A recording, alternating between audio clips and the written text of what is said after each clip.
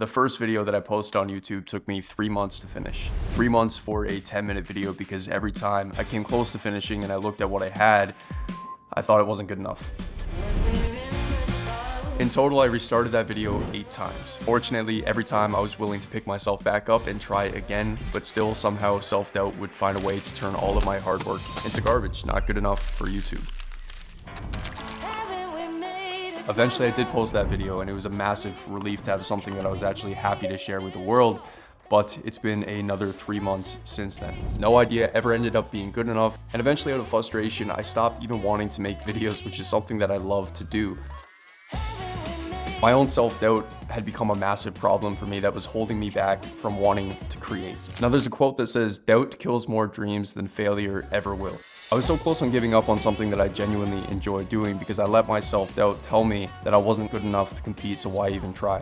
Fortunately, by facing my self-doubt more and more as I was making these videos, allowed me to understand it better. And more specifically, I was starting to realize what exactly was causing my self-doubt problem. That thought of not being good enough and the source of my self-doubt was coming from something I was unconsciously doing every single day.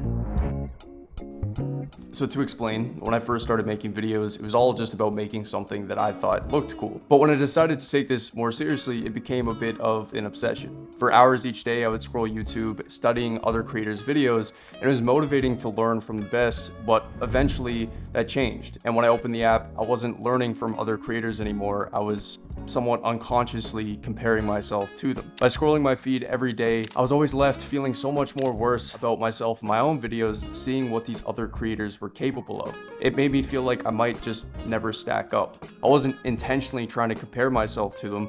I think it just automatically happens sometimes. And it was the main reason that I felt like I just wasn't good enough.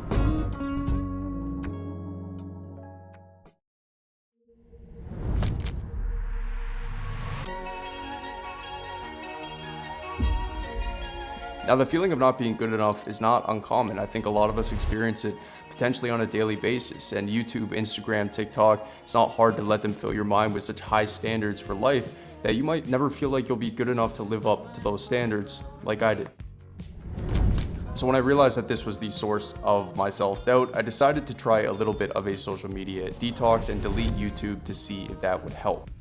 It turns out that this was exactly the change I needed most in my life at that time. I decided to go back to the roots of what made me enjoy this process in the first place. I was focusing on making the videos that I wanted to make again and deciding that they only really had to be good enough for me. But most importantly, I was also letting go of the expectation that they had to be as good as somebody else's.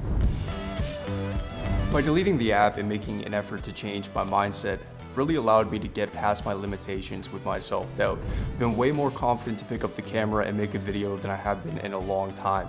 I mean, the fact that you're even seeing this video right now and I was willing to post it is somewhat proof enough to me that this change really has helped me get over a lot of my self-doubt over the last month. And I really wanted to make this video because if you are dealing with your own form of self-doubt and the feeling of not being good enough, it might be worth stepping away from social media for a while. It really did help me, and I hope it could help you too. Lots of love. Peace.